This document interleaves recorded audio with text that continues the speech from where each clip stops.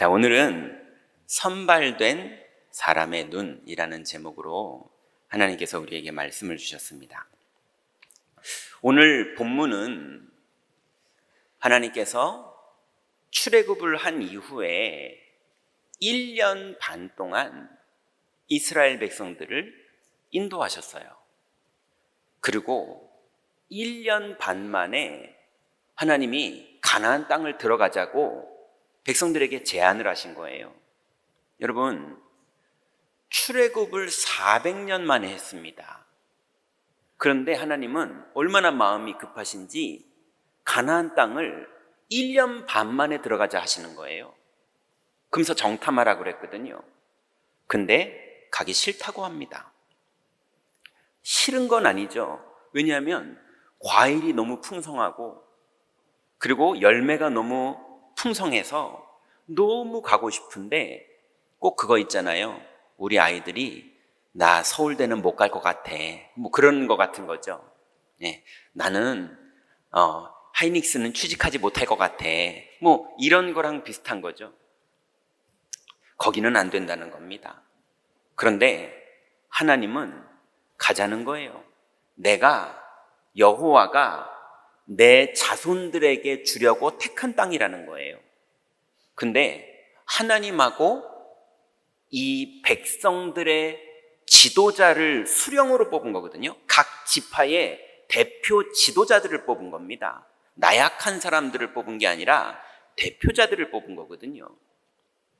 그런데 이들의 결론은 못 들어가겠다는 거예요. 그 말을 듣고 오늘 온 백성들이 원망을 하는 장면이 오늘 우리가 읽었던 본문입니다. 이제 구원을 받은 성도들, 이제 우리가 그런 사람들이죠. 하나님께 택함을 받고 하나님의 은혜를 받아서 구원을 받아서 신분이 하나님 자녀로 바뀐 우리들은 하나님의 사랑 안에 있고 하나님의 계획 안에 있습니다. 그래서 하나님은 우리를 통해서 하나님의 일을 다 이루실 뜻을 이미 정하셨어요.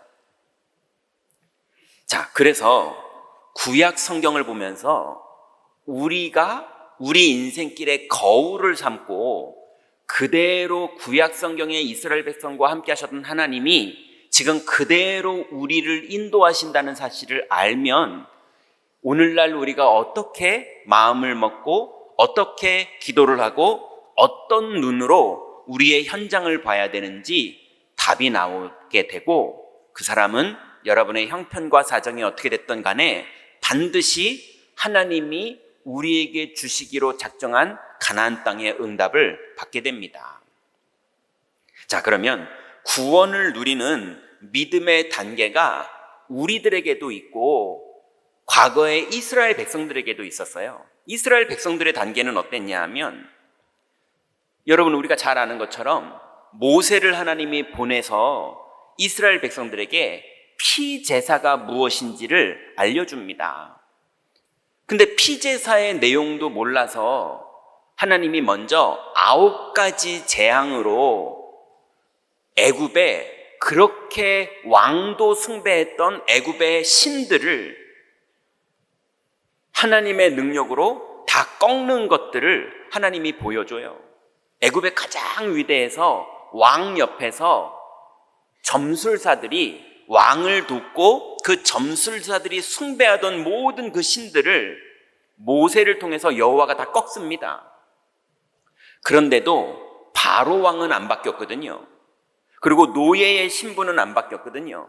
근데 하나님이 마지막에 6월절에 피제사를 지낼 때 그때 피의 능력으로 완전히 운명이 바뀌는 출애굽이 역사적으로 실제로 이루어졌습니다. 그래서 이스라엘 백성들이 맨 처음에 본 게 뭐였느냐?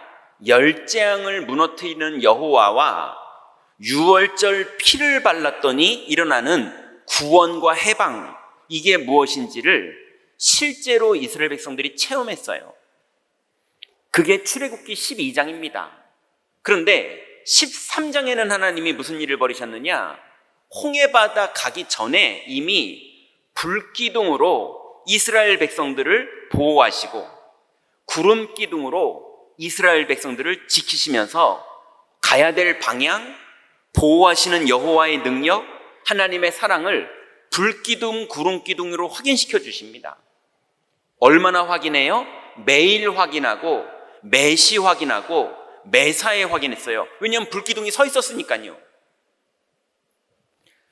근데 출애굽기 이번엔 14장에서는 어떤 일이 벌어지냐면 홍해바다 앞에서 우리가 여기서 죽는구나 싶었던 홍해바다 앞에서 하나님은 오히려 홍해를 가르고 이스라엘 백성들은 건너고 애굽의 군인들은 다 죽는 사건을 보여주십니다. 오히려 이스라엘 백성들은 다 불신앙을 했거든요. 불신앙했는데도 보여주세요. 왜요? 우리의 믿음을 바꾸시려고, 우리의 뇌구조를 바꾸시려고, 우리의 생각과 경험을 바꾸시려고 노예로 살던 때랑 지금은 다르다, 이걸 보여주는 거예요. 여러분, 옛날에 불신자로 살던 때의 사고방식을 아직도 여러분의 현장에서 사용하지 마시기 바랍니다. 이제 우리는 바뀌었어요. 근데 이스라엘 백성들은 안 바뀌는 거 있죠. 그렇게 보여주는데도. 그래서 12장, 13장, 14장까지 홍해를 갈랐는데 그때 소고치면서 찬양하고 나팔 불면서 찬양했잖아요. 그렇게 찬양하다 목말라서 물 떠먹었더니 마라의 쓴물인 거 있죠. 그랬더니 또 원망합니다. 하나님을 그렇게 봐놓고, 어마어마한 하나님을 봐놓고 또 여기서 목말라 죽는구나 그래요. 여러분, 부도 났다고 두려워하지 마세요. 여러분, 매출 없다고 두려워하지 마세요. 그런 데가 아니라니까요.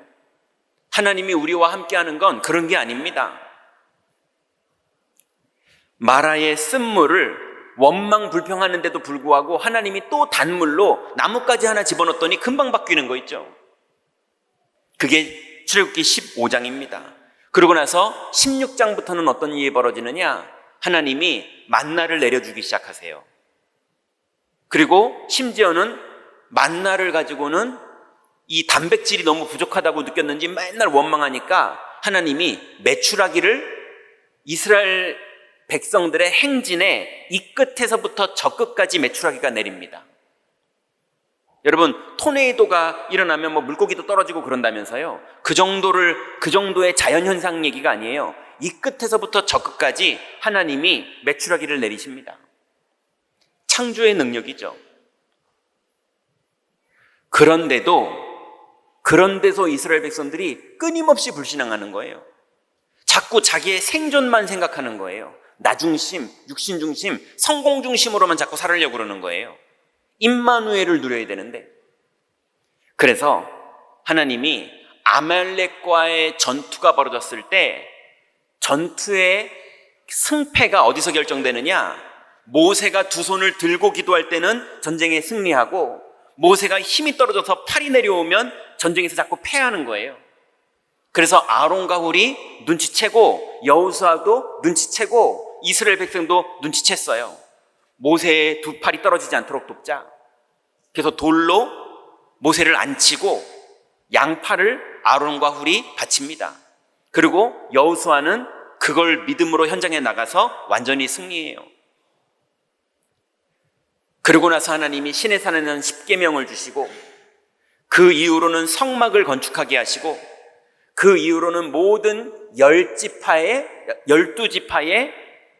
3지파씩 동서남북으로 성막을 중심으로 포진하게 하셔서 성막을 바라보면서 살게 하시고, 레위지파는 24시 등불을 켜고 제사를 지내게 하시고, 이 모든 것을 훈련시키고 나서 하나님이 이제는 가나안 땅에 들어가자고 가데스 바냐에서 정탐을 하라고 하십니다. 정탐을 하실 때 모세에게 말씀하셨어요. 뭐라고 말씀하셨냐면, 모세야, 사람을 보내서 내가 이스라엘 자손들에게 주는 가나안 땅을 정탐하게 해라, 이렇게 말씀하셨어요. 이스라엘 백성들에게 주려고 정탐하라고 그러셨거든요. 근데 그거 못 가겠다는 거예요. 여러분, 여러분의 가정, 여러분의 산업, 여러분의 현장은 하나님이 우리에게 주시려고 맡기신 땅인 걸 믿으시기 바랍니다. 에이, 듣기에 좋은 말이라서 아멘은 하지만 현장 가보면 거인 같은 사람들이 있어. 여러분, 하나님의 약속을 믿으시기 바랍니다. 그래서 여러분, 너무 안타깝잖아요. 출애굽 후에 가데스 바냐에 도착한 게 1년 반밖에 안 걸렸어요. 1년 반 만에 들어갈 수 있었거든요. 근데 오늘 여러분이 읽은 본문처럼 들어가자는 약속을 붙잡은 2명의 정탐꾼과 약속이 안 믿어지기 때문에 들어가면 우리가 죽겠다고 말하는 사람들의 얘기를 들은 온 이스라엘 백성들, 이 사람들이 오히려 하나님의 약속을 말하는 여호수아와 갈렙을 죽이려고 합니다. 그리고 모세를 죽이고 지도자를 따로 세워서 돌아가자고까지 말합니다. 이게 이스라엘 백성들이었다면, 그러면 오늘날 이제 그 사람들은 그 사람들이고요, 하나님은 그대로 지금 우리와 함께 계십니다. 지금은 아론, 여호수아, 갈렙, 모세가 아니라 지금은 우리 장로님들과 우리 권사님들과 우리 안수 집사님들과 우리 성도님들과 우리 성가대와 우리 교육자들과 우리 렘넌트들과 하나님이 함께하는 거 믿으시기 바랍니다. 자, 그렇다면 이제 이 하나님의 축복을 누리는 믿음의 단계가 있어요. 여러분이 지금 어디에 와 있는지를 점검해 보시고 그 응답 속으로 오늘 들어가면 됩니다. 첫 번째는 아는 단계예요. 요한복음 17장 2절부터 3절에 보니까 아버지께서 아들에게 주신 모든 사람에게 영생을 주게 하시려고 만민을 다스리는 권세를 아들에게 주셨음이로소이다. 영생은 곧 유일하신 참 하나님과 그가 보내신 자 예수 그리스도를 아는 것이나이다. 여러분, 우리의 영생, 영원한 생명을 이 땅에서부터, 오늘부터 누릴 수 있는 축복은 하나님을 알고 예수 그리스도를 알 때 시작되는데요, 이 사실을 듣고 못 알아듣는 혼미한 사람이 있는데 이 사실을 들을 때 귀가 열리고 이 말을 알아듣는 시간표가 시작되는 사람들이 있어요. 주로 현장에서 여러분이 복음을 말할 때 여러분 그렇게 알아듣게 되는 사람을 만나게 되는 겁니다. 여러분에게도 그걸 알아듣게 된 시간표가 된 날이 여러분에게 예전에 온 사람도 있고 요 근래에 온 사람도 있고 오늘 온 사람도 있을 겁니다. 여러분, 그게 축복이에요. 알아듣게 되는 사람. 근데 알아듣는 거를 넘어서 믿는 단계로 들어가는 사람이 있어요. 두 번째 단계가 믿는 단계입니다. 에베소서 2장 8절부터 9절에 보니까 너희는 그 은혜에 의하여 믿음으로 말미암아 구원을 받았으니 이것은 너희에게서 난 것이 아니요 하나님의 선물이라. 행위에서 난 것이 아니니 이는 누구든지 자랑하지 못하게 하려 함이라. 여러분, 하나님이 창세전에 여러분을 지명하여서 부르신 증거로 예수가 그리스도라는 사실, 하나님이 창조주요 주권자라는 사실, 성령님이 우리 안에 내주하시고 인도하시고 권능으로 임하시면 우리는 어떤 현장에서든 땅끝까지 증인된다는 사실, 이 사실이 믿어지는 것이 영접입니다. 여러분, 이 영접의 축복은, 믿어지는 축복은 우리가 한 것이 아니라 하나님의 은혜가 임했기 때문에 선물로 받은 것을 믿으시기 바랍니다. 그래서 행위에서 난 것이 아니라 여러분 자랑하지 못하게 하려고 은혜로 주신 거예요. 여러분, 자랑하지 말고 감사하시기 바랍니다. 믿음을 자랑하지 말고 믿음을 감사하세요. 자, 그러면 드디어 믿어지는 사람에게 나타나는 시간이 뭐냐면요, 영접하는 시간이 나타납니다. 내 인생에 그리스도를 영접하는 날도 있고요, 내 상황 속에 그리스도를 주인으로 영접하는 날도 있고요, 내 사무실에, 내 가정에, 내 자녀와의 관계 속에, 내 건강에, 내 경제에 그리스도를 주인으로 영접할 때 주님이 가나 혼인잔치의 주인이 되신 것처럼 역사를 시작하십니다. 그래서 요한복음 1장 12절에 보면 영접하는 자를 뭐라고 말했느냐? 영접하는 자, 곧 그 이름을 믿는 자들에게는 하나님의 자녀가 되는 권세를 주셨으니 그랬어요. 여러분, 예수님은 그리스도십니다. 믿으시기 바랍니다. 여러분, 불나면 김씨가 왔냐 박씨가 왔냐가 중요한 게 아니라 소방관이 와야 되는 거잖아요. 그죠? 소방관 오면 문 열잖아요. 강도가 들면 최씨가 왔냐 이씨가 왔냐가 아니라 경찰관이 오면 되는 거잖아요. 여러분, 예수 그리스도가 여러분 인생에 들어오셨고 여러분의 사무실에, 여러분의 상황에, 여러분의 현장에 주인으로 오실 때 주님이 역사를 시작하십니다. 영접하는 단계. 여러분, 오늘부터 그리스도를 주인으로 모시기 바랍니다. 여러분의 경험, 여러분의 불신앙, 그런 것들, 사람이 주인이 되든 돈이 주인이 되든 상황이 주인 되든 여러분, 이 땅의 피조물들이 주인 되게 하지 마시고 창조주가 주인 되는 하나님의 응답 속으로 들어가시기 바랍니다. 자, 이제 영접해서 믿음이 생긴 사람은 그때 드디어 시인하는 단계가 시작됩니다. 로마서 10장 9절부터 11절에 보니까 내가 만일 내 입으로 예수를 주로 시인하며 또 하나님께서 그를 죽은 자 가운데서 살리신 것을 내 마음에 믿으면 구원을 받으리라. 사람이 마음으로 믿어 의에 이르고 입으로 시인하여 구원에 이르느니라. 성경에 이르되 누구든지 그를 믿는 자는 부끄러움을 당하지 아니하리라. 아멘. 여러분, 정말로 그리스도를 믿는 자는 어떤 상황에서도 부끄러움을 당하지 않습니다. 왜냐하면 그리스도는 과학입니다. 영적으로 과학이에요.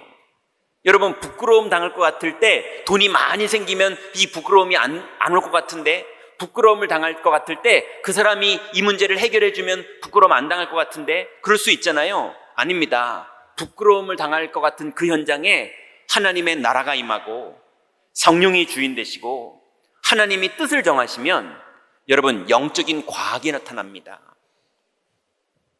이제 복음을 사실적으로 믿으시기 바랍니다.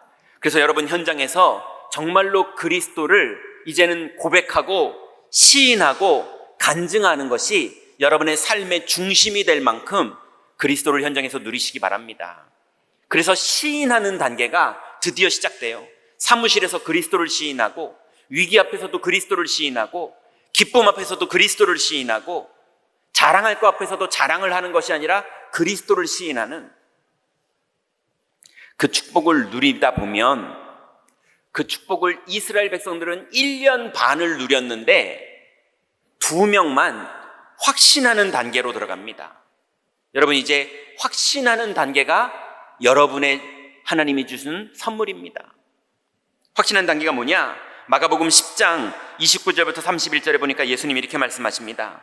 예수께서 이르시되 내가 진실로 너희에게 이르노니 나와 복음을 위하여 집이나 형제나 자매나 어머니나 자식이나 전토를 벌인 자는 현세에 있어 집과 형제와 자매와 어머니와 자식과 전토를 100배나 받되 박해를 겸하여 받고 내세에 영생을 받지 못할 자가 없느니라.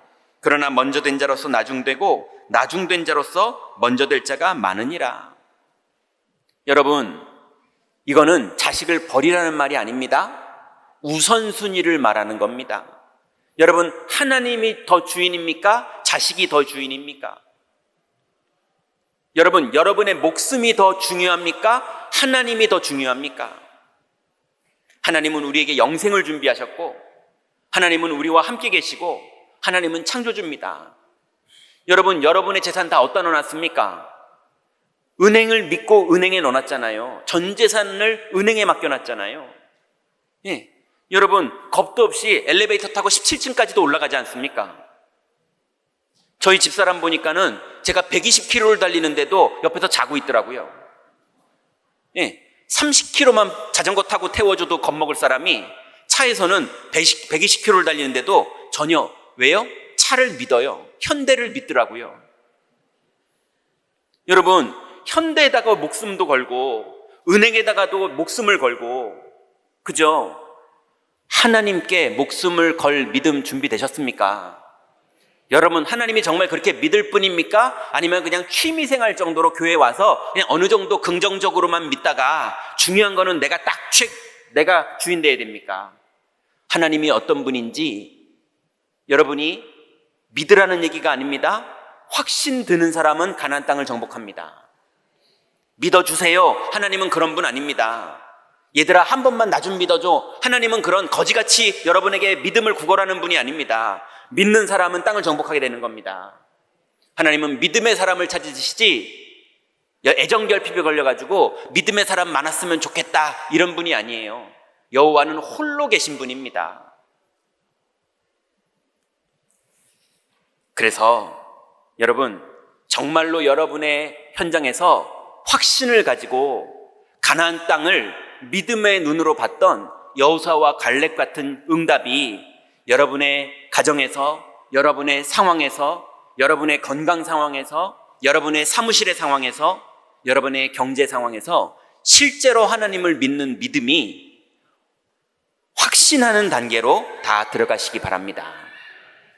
자, 그렇다면 이스라엘 백성들 중에 각 지파의 지도자들을 하나님이 선발하신 것처럼 여러분을 천군데의 현장에 망대를 세울 일꾼으로 하나님이 선발하셨습니다. 그래서 여러분의 사무실을, 여러분의 직장을, 여러분의 학교를, 여러분의 가정을 그 지역에 두신 이유가 하나님의 계획이 있어서예요. 자, 그러면 하나님께 선발된 사람이 갖춰야 될 눈이 있는데요. 첫 번째가 현장을 보는 눈이 있어야 됩니다. 현장에는 세 가지 눈으로 보면 되는데요. 첫 번째는 전문성의 눈입니다. 전문성의 눈이 뭡니까? 세상에서 열심히 일하다 보면 전문성이 생기죠. 그걸 말하는 게 아닙니다. 세상에서 열심히 일하는 전문성은 거의 많은 부분이 인본주의의 전문성입니다. 근데 하나님은 택한 백성들이 하나님 나라의 전문성을 갖추기를 원합니다. 일에는 전문성을 갖추지만 거기에 하나님이 함께 하시고 인도하시고 역사하는 것이 포함된 전문성을 가지고 있어야 됩니다. 그래서 출애굽기 17장 9절부터 13절에 보니까 하나님이 여호수아를 가나안 땅을 정탐하기 위해서 준비하신 1년 반 동안에 어떤 훈련을 시키셨느냐? 9절부터 보니까요, 모세가 여호수아에게 이르되 우리를 위하여 사람을 택하여 나가서 아말렉과 싸우라. 내일 내가 하나님의 지팡이를 손에 잡고 산 꼭대기에 서리라.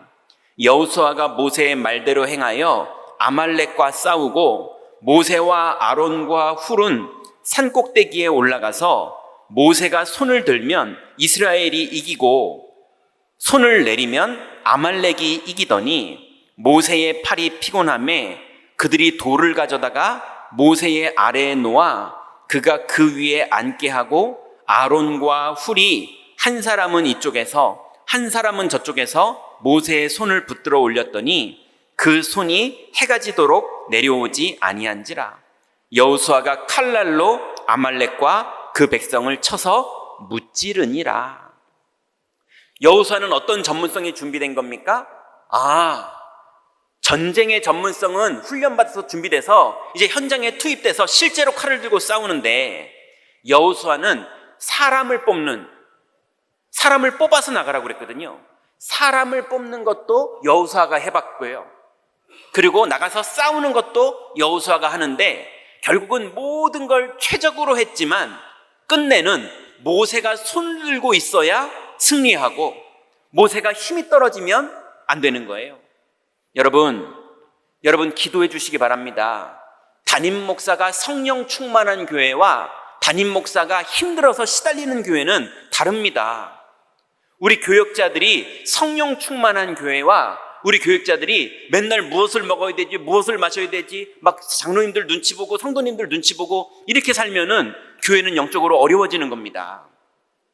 여러분, 정말로 중직자들이, 장로님들이 아론과 훌처럼 정말로 교역자들이 성령 충만할 수 있도록, 그리고 후대들이 현장에서 현장을 장악할 수 있도록 중간 역할을 하는 중직자, 교역자 역할을 하는 교역자, 그래서 현장에서 싸우는 산업인들과 렘넌트들, 이 축복이 정확하게 돌아가야 됩니다. 이거를 여호수아가 인턴십을 하게 된 거예요. 이거를 확인하고 체험하게 된 겁니다. 그걸 보고 전문성이라고 그럽니다.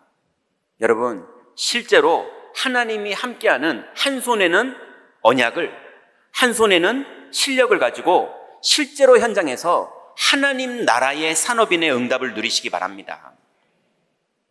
그러면서도 하나님이 복음의 눈을 여호수아에게 훈련시키셨어요. 출애굽기 33장 11절에 보니까 모세가 하나님과 깊이 대면하여 기도하는 자리에 여호수아가 그 옆에 함께 있었어요. 11절에 보니까 사람이 자기의 친구와 이야기함 같이 여호와께서는 모세와 대면하여 말씀하시며 모세는 진으로 돌아오나 눈의 아들 젊은 수종자 여호수아는 회막을 떠나지 아니하니라. 모세가 하나님과 대면하여서 하나님의 뜻을 모세에게 전달해주고 있을 때 여호수아가 그 옆에 있었어요. 그리고 모세는 이제 자기 집으로 돌아갔어요. 근데 거기서 배운 메시지와 거기서 받은 하나님의 약속을 붙잡고 여호수아는 남아서 기도합니다. 이렇게 하나님이 여호수아를 훈련시키고 준비시키셨어요. 이게 여호수아의 전문성입니다. 그러니 전문성의 눈, 그리고 복음을 누려서 하나님과 대면하여 대화하고 만나는 눈, 그리고 마지막으로 하나님이 여호수아에게 하나님의 계획을 보는 눈까지 열어줍니다. 출애굽기 14장 4절에 보니까 하나님이 이렇게 말씀하십니다. 내가 바로의 마음을 완악하게 한즉 바로가 그들의 뒤를 따르리니, 이스라엘 백성들의 뒤를 말하는 겁니다.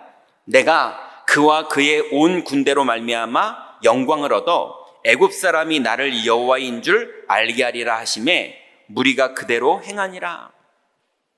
여러분, 바로 왕이 이스라엘 백성들을 쫓아오게 하려고 계획을 세우신 분이 하나님이셨어요.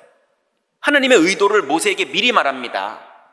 이스라엘 백성들이 홍해바다 앞에서 더 나가지 말고 기다려라. 그러면 바로 왕이 이스라엘 백성들이 갈 곳이 없게 길이 막혔다라는 소식을 듣고 쫓아올 것이다. 그렇게 되면 하나님의 영광을 이 애굽에 있는 모든 사람들도 보게 되는, 복음이 전달되게 되는 사건을 벌일 것이다. 그러니 너희들은 가지 마라 이랬는데요, 오늘 이스라엘 백성들이 그대로 행했어요. 그거를 누가 옆에서 봤습니까? 모세와 하나님이 이 얘기할 때 그 옆에 누가 있었다고요? 여호수아가 있었어요. 그래서 31절에 보니까 이스라엘이 여호와께서 애굽 사람에게 행하신 그 큰 능력을 보았으므로 백성이 여호와를 경외하며 여호와와 그의 종 모세를 믿었더라. 여호수아와 갈렙과 모든 이스라엘이 끝내 애굽의 군인들이 시체가 되고 백성들은 한 명도 빠짐없이 홍해바다를 건너게 된 사건을 보고 그때 여호와를 찬양하고 믿음이 준비됐습니다. 여러분, 이제 여러분 현장을 보실 때 현장에 보이는 대로 거대한 사람들이 있구나 이렇게만 보지 마시고 전문성의 눈, 여러분의 일에 하나님이 함께하는 비밀을 누리는 전문성도 준비하시고, 두 번째는 복음의 눈, 하나님과 계속 기도하면서 소통할 줄 아는, 하나님이 믿어지고 만나지는 눈도 준비하시고, 그리고 마지막으로 그 현장에 하나님의 계획이 있어서 애국 군대가 쫓아오는 것이 이미 하나님의 계획 속에 있음을 알고 거기서 믿음으로 누리다가 완전히 승리하는 이런 현장을 보는 믿음의 눈이 회복되시기 바랍니다. 두 번째입니다. 이제 산발된 사람들이 갖춰야 될 두 번째 눈은요, 그러면 그 현장 속에서 불신앙의 사람들을 대하는 법. 여러분, 불신앙의 사람들이 현장 가면 가득 있습니다. 왜냐면 안 믿는 사람들이니까요. 심지어는 교회 안에까지 안 믿는 사람들이 있어요. 그래서 안 믿어서 안 믿는 말을 막 주장합니다. 여러분, 거기에서 누가 불신앙해도 여러분은 응답받으시기 바랍니다. 그래서 불신앙의 사람들을 대하는 법이 있어요.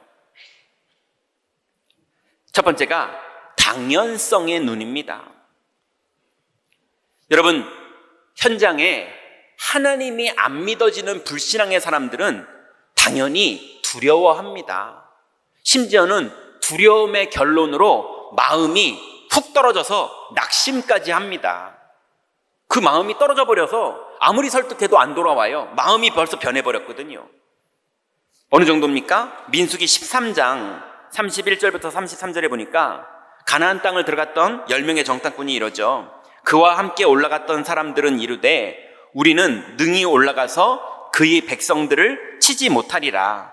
그들은 우리보다 강하니라 하고 이스라엘 자손 앞에서 그 정탐한 땅을 악평하여 이르되 우리가 두루다니며 정탐한 땅은 그 거주민을 삼키는 땅이요 거기서 본 모든 백성은 신장이 장대한 자들이며 거기서 네피림 후손인 아낙 자손들의 거인들을 보았나니 우리는 스스로 보기에도 메뚜기 같으니 그들이 보기에도 그와 같았을 것이니라. 여러분, 오늘 이 현장을 본 10명의 정탐꾼이 틀린 말을 한 겁니까? 맞는 말을 한 거죠. 맞는 말을 한 거지만 하나님이 함께하는 전문성이 없는 사람의 말인 거예요. 이해되시죠? 그러면 여호수아와 갈렙은 긍정적인 말을 한 겁니까? 가능성을 높이는 긍정적인 말을 해서 분위기를 바꾼 겁니까? 아닙니다. 하나님의 약속을 믿고 실제로 전쟁에도 승리를 해본 실제 내용과 하나님을 믿는 이 전문성의 눈, 복음의 눈, 하나님의 계획을 보는 눈, 이 세 가지 눈을 가지고 봤더니 이 땅은 하나님이 우리에게 준 땅이라고 고백한 겁니다. 그러니 여러분, 그들은 두려워하고 낙심해서 악평을 하는 것이 당연합니다. 그러니 거기에 여러분 흔들리지 마시기 바랍니다. 여러분, 자녀들이 혹시 집에서 불신앙을 합니까? 여러분, 혹시 남편이 불신앙을 합니까? 여러분, 아내가 불신앙을 합니까? 아니면 거래처가 불신앙을 합니까? 아니면 나에게 중요한 직원이 불신앙을 합니까? 괜찮습니다. 일을 행하시는 건 여호와입니다. 그 일을 지어 성취하시는 분은 여호와입니다. 여러분, 한 명이 믿을 때 하나님의 나라를 이루시고 그들이, 애굽인들이 하나님의 영광을 보게 될 것입니다. 그래서 두려워하고 낙심하는 말 당연한 말이에요. 또 두려워하고 낙심하는 사람들이 원망하고 핑계댑니다. 여러분, 원망하고 핑계대는 사람 보면 화납니다. 일을 시켰더니 일은 안 하고 원망하고 핑계대면 화나요. 그런데 당연한 거니까 이해하시기 바랍니다. 14장 1절부터 3절에 보니까 오늘 우리가 읽었던 본문이죠. 온 회중이 소리 높여 부르짖어 백성이 밤새도록 통곡하였더라. 이스라엘 자손이 다 모세와 아론을 원망하며 온 회중이 그들에게 이르되 우리가 애굽 땅에서 죽었거나 이 광야에서 죽었으면 좋았을 것을 어찌하여 여호와가 우리를 그 땅으로 인도하여 칼에 쓰러지게 하려 하는가? 우리 처자가 사로잡히리니 애굽으로 돌아가자는 것이 낫지 아니하랴. 이제 우리 애들까지 망하게 생겼다. 내가 이 꼴 보지 않고 어제 죽었으면 좋았는데 오늘 내가 이 꼴을 보니 너무 힘들다, 이러는 거예요. 애굽에서 죽었거나 광야에서 죽었으면, 그 광야가 1년 반 됐습니다. 그때 죽었으면 내가 그냥 속편히 살 것 같은데 이제 우리 후손까지 망할 것 같은 이 상황을 보니 이제 그 어떡하냐 하면서 핑계대고 원망하고 이럽니다. 답도 없는 얘기를 계속해요. 여러분, 휘말리지 마시기 바랍니다. 복음에 깨어 있으시기 바랍니다. 심지어는요, 이 사람들이 대책 세웁니다. 어떤 대책이요? 불신앙하는 사람들이니까 하나님의 계획과는 완전 다른 대책을 세웁니다. 4절에 보니까 이에 서로 말하되 우리가 한 지휘관을 세우고 애굽으로 돌아가자, 이래버려요. 여러분, 그런 사람들 나와도 괜찮습니다. 오늘 뒤에 여러분 읽어보셨죠? 여호와가 거기에 임재하세요. 그래서 여호와가 일을 진행하십니다. 그러니 사람이 아무리 일을 행해도 일을 이루시는 분은 여호와입니다. 그래서 그러면 당연한 사람들을 보고 우리는 어떻게 해야 되느냐? 우리는 필연성의 축복을 누리면 됩니다. 필연성이 뭡니까? 하나님을 믿고 전문성이 준비되고 하나님 나라의 능력을 믿는 사람, 그 사람에게 하나님은 불신앙 사람들을 붙여주신 겁니다. 왜요? 네가 믿으라고. 이해되십니까? 하나님은 여러분에게 믿으라고 당연성의 일을 허락하셨고 여러분에게 필연적으로 허락하신 걸 믿으시기 바랍니다. 그래서 민수기 14장에 보니까 그 땅을 정탐한 자 중 눈의 아들 여호수아와 여분네의 아들 갈렙이 자기들의 옷을 찢고 이스라엘 자손의 온 회중에게 말하여 이르되 우리가 두루다니며 정탐한 땅은 심히 아름다운 땅이라. 여호와께서 우리를 기뻐하시면 우리를 그 땅으로 인도하여 들이시고 그 땅을 우리에게 주시리라. 이는 과연 젖과 꿀이 흐르는 땅이니라. 다만 여호와를 거역하지는 말라. 또 그 땅 백성을 두려워하지 말라. 그들은 우리의 먹이라. 그들의 보호자는 그들에게서 떠났고 여호와는 우리와 함께 하시느니라. 그들을 두려워하지 말라. 여러분, 정말로 그리스도가 마귀를 다 멸하시고 하나님 만나는 길을 여셨고 죄와 사망에서 우리를 구원하신 거 맞습니까? 정말로 성령이 내주하시고 오늘도 인도하시고 우리에게 역사하시는 분이 맞습니까? 그리고 정말로 여러분의 아버지가 창조주 하나님이 되신 게 맞습니까?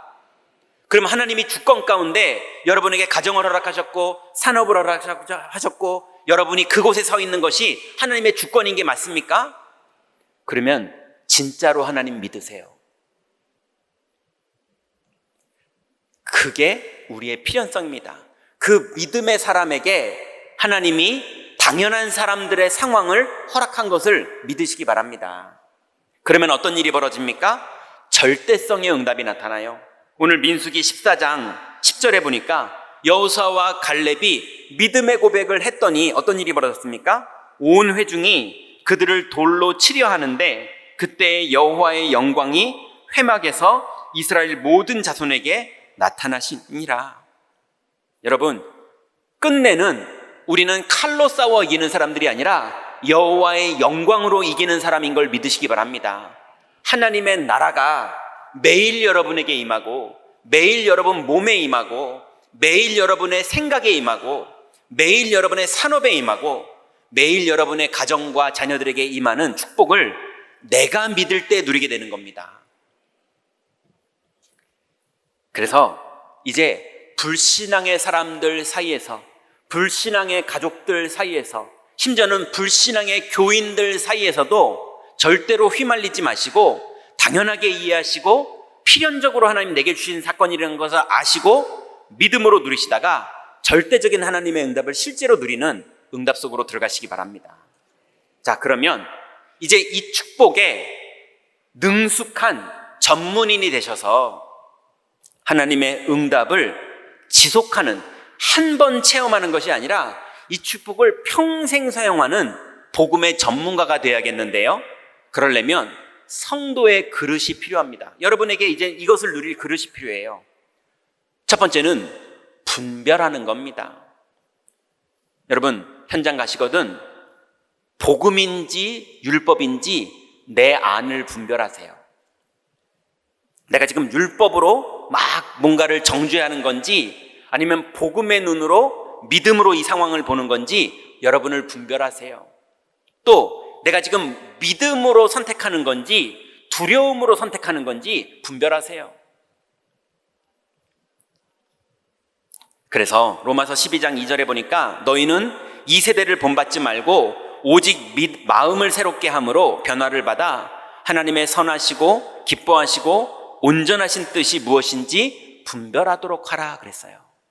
여러분, 오늘부터 현장에서 자꾸 휘말리지 마시고 분별하시기 바랍니다. 한번 승리한 거 그게 아니라 평생 승리할 수 있도록 차분히 분별하시고 응답받으시기 바랍니다. 또 두 번째는요, 분별하셨거든 아무리 불신앙의 말이라도 아무리 그 사람의 음모가 있더라도 수용하세요. 괜찮습니다. 안 망합니다. 왜냐하면 현장의 사람들은 불신앙을 사용하고 술수를 사용하고 계략을 사용하는 게 당연합니다. 살려고, 생존하려고, 살아남으려고 하다 보니 그 사람들은 그렇게 사는 게 익숙해졌어요. 그렇지만 여러분, 그 사람들의 현장에서 수용할 수 있는 그릇을 가지세요. 그래서 고린도전서 2장 14절부터 15절에 보니까 육에 속한 사람은 하나님의 성령의 일들을 받지 아니하나니 이는 그것들이 그들에게는 어리석게 보임이요 또 그는 그것들을 알 수도 없나니 그러한 일은 영적으로 분별되기 때문이라. 신령한 자는 모든 것을 판단하나 자기는 아무에게도 판단받지 아니하니라. 여러분, 믿음의 사람은 불신앙의 사람들이 볼 때 이해를 못합니다. 바울아, 네가 미쳤구나. 너 그렇게 부귀 영화를 누리던 사람이 어떻게 그걸 다 내려놨냐? 이런다니까요. 여러분이 양보하는데 그 사람들이 양보하는 이유를 이해를 못해요. 예, 여러분이 예배하러 가는데 그 사람들은 예배하러 가는 이유를 이해를 못해요. 예, 우리는 그 사람들을 수용해주고 있는데 그 사람들은 먹히고 있구나 이렇게 착각해요. 안 그렇습니다. 그냥 수용해주세요. 반드시 우리가 승리합니다. 왜요? 하나님의 언약은 반드시 이루어집니다. 그래서 신령한 자는 모든 것들을 분별하고 판단할 수 있지만 아무에게도 판단받지 아니하니라. 그 사람들은 이해를 못합니다. 그 축복을 누리시기 바랍니다. 그렇게 되면 어떤 일이 벌어지느냐? 드디어 여러분이 현장에서 초월하는 일이 벌어져요. 여러분, 불신앙에 눈치 보고 속지 말고 하나님의 약속을 붙잡고 현장에서 믿음의 선택을 하시고 믿음을 마음에 먹으시고 믿음으로 현장으로 들어가시기 바랍니다. 그래서 히브리서 11장 6절에 보니까 믿음이 없이는 하나님을 기쁘시게 하지 못하나니 하나님께 나아가는 자는 반드시 그가 계신 것과 또 자기를 찾는 자들에게 상 주시는 이심을 믿어야 할지니라. 이제 하나님께 선발돼서 여러분의 학교로, 여러분의 산업으로, 여러분의 가정으로, 지금 여러분의 형편과 사정, 그 모든 곳이 하나님이 허락하신 여러분의 현장입니다. 거기에서 하나님이 준비하신 이 귀중한 눈을 가지고 이제 현장을 정복해야겠습니다. 결론 맺겠습니다. 이제 오늘부터 이 축복을 가지고 삶 집중을 시작하세요. 아침에 집중을 한번 하세요. 이 축복에 집중해야죠. 그리고 낮에 집중하세요. 어떤 사건, 어떤 상황, 무시로 우리의 마음과 생각을 속이는 어떤 속임수들 이런 게 왔을 때 낮에 집중하세요. 그리고 밤에 집중하세요. 밤에 여러분 자꾸 낙심하고 절망하고 화나고 승질내고 그러지 마시고 밤에 복음을 누리는 집중하세요. 그럼 반드시 내일 아침은 달라져 있습니다. 여러분, 어떻게 그렇게 매일 하고 사느냐? 그러면 어떤 거를 매일 하시려고요? 이거 말고 무엇을 매일 하고 계십니까? 혹시 욕하는 걸 매일 하고 계십니까? 예, 혹시 돈 세는 걸 매일 하고 계십니까? 어떤 게 여러분의 주인이고 어떤 게 여러분의 기쁨이고 어떤 게 여러분의 힘입니까? 여러분, 가장 행복한 걸 매일 하시기 바랍니다. 이것이 하나님이 주인된 삶이에요. 두 번째로, 여러분의 현장에서 불안하기 때문에 하는 거 말고요, 정말 성령 충만을 받았거든 그리스도를 시인하고 간증하는 일이 여러분의 마음과 삶의 중심이 되시기 바랍니다. 예, 사업가가 그리스도를 시인하고 간증하는 것이 중심이 되면, 예, 사람들 앞에 막 떠들라는 말이 아니에요. 막 시끄럽게 하라는 말이 아닙니다. 여러분의 중심에, 그리고 적절하게 전달해야 될 때 여러분이 간증하고 시인하는 것이 여러분의 중심이 되면 그때 하나님 나라가 본격적으로 누려집니다. 그리고 이 하나님의 축복을 여러분에게 누리고 있다면 장담합니다. 몇 날이 못 돼서 여러분에게 영접할 사람을 하나님이 만나게 하십니다. 그러거든 내가 만난 그리스도를 간증하세요. 그리고 그런 사람들 중심으로 계속 듣기를 원하는 사람이 나옵니다. 제자가 나옵니다. 그러면 다락방 문을 여세요. 예, 문이 열렸는데 어떻게 해야 될지 모르겠으면 김성식 목사님한테 연락하세요. 예, 그러면 사역자들을 연결해주고 문이 열리는 그 시스템이 돌아갈 수 있도록 도와줍니다. 이제 마지막으로 광고 겸 여러분께 신앙 고백으로 여러분께 드리고 싶은 얘기가 있습니다. 이제 제가 임마누엘 경인교회에 재작년 12월에 처음 와서 첫 설교를 했어요. 근데 노회 목사님들이 교회 이름을 좀 바꿔라, 이런 얘기가 있었어요. 그리고 또 성도님들, 또 장로님들과 의논해 봤는데 바꾸지 말자는 의견도 있었지만 바꾸자는 의견들이 있었어요.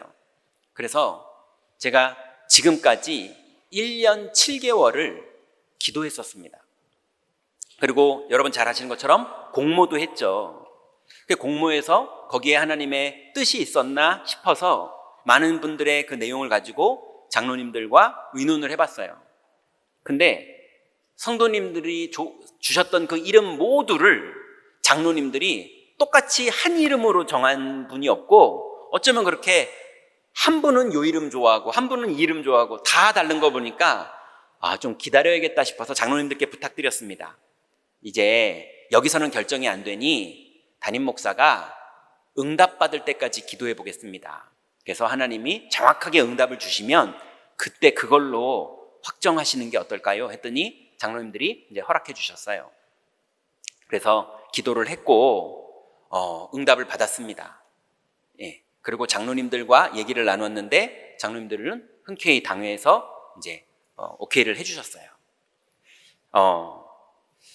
이제 아무리 기도해봐도 이름을 바꿔야 될 이유를 모르겠어요. 예. 그 이유가 보통 담임 목사가 새로 왔으니 새로운 교회 하자, 뭐 이런 의미, 옛날 거 다 이제 없애고 새로운 이름으로 새롭게 가자, 이런 의미가 대다수고, 기타 뭐 이래서 뭐 옛날 얘기 뭐 이런 것들이 좀 있더라고요. 근데 제가 기도하면서 하나님께 받은 응답은 우리 교회는 이름 예쁘게 바꿔서 승부하는 교회가 아닙니다. 예. 이주일은 못생긴 거 가지고도 성공했어요. 우리 교회는 실제로 복음을 믿고 실제로 하나님 나라를 누리고, 그래서 실제로 산업의 현장에 1000군데의 망대를 세우고 실제로 렘넌트들이 부모님들과 교회 어른들의 믿음을 보고 자라서 하나님의 영광을 가지고 미래로 나가는, 그래서 우리는 이름 이전에 실제로 복음을 믿는 교회, 그 축복을 누려야 되는 게 우리가 집중해야 되는 포인트다, 이런 생각이 강하게 응답으로 왔습니다. 그러면 바꿔도 되고 안 바꿔도 되는데, 그래서 그런 의미면 바꿔도 되고 안 바꿔도 되잖아요. 근데 안 바꾸는 이유를 정한 것이 뭐냐면, 밖에서 간판 보시면 아시겠지만 우리가 임마누엘 교회입니다. 경인 지역에 있는 임마누엘 교회예요. 그런데 이제는 이름을 바꿔서 임마누엘 경인교회로 이름을 확정하려고요. 왜냐? 이 경인 지역에 하나님의 임재를 누리게 하는 1000군데의 파수망대를 세울 교회로, 그리고 거기에 센터 역할을 해서 237과 5천 종족들이 우리 교회를 모델로 삼는 그런 안디옥 교회 같은 응답을 받을 교회로 이제 우리가 우리의 정체성을 이름으로 정하려고 합니다. 그래서 우리 교회 이름이 임마누엘 경인교회예요. 그래서 이제 간판도 임마누엘 경인교회로 바꿀 겁니다. 네. 여러분, 실제로 이번 주간부터 여러분의 현장에서 정말로 임마누엘을 실제로 누리시고 이 일을 누리는 전문가가 되시는 하나님의 축복 속으로 다 들어가시기 바랍니다. 기도하겠습니다. 하나님 감사합니다. 우리에게 주신 이 귀중한 복음의 축복과 이 일에 우리를 선발하여 주셔서 현장에 지도자로 세워주신 주님께 감사를 드립니다. 우리가 육신적으로는 연약해 보인 것처럼 보여도 하나님이 우리를 주님의 지도자로 준비시켜 주셨사오니 하나님 믿음의 눈으로 현장을 보고 땅을 정복하는 하나님 나라의 응답이 본격적으로 시작될 수 있도록 하나님 우리 모든 성도님들과 렘넌트들과 다민족들에게 성령의 충만함을 부어 주옵소서. 예수 그리스도의 이름으로 기도드렸습니다. 아멘.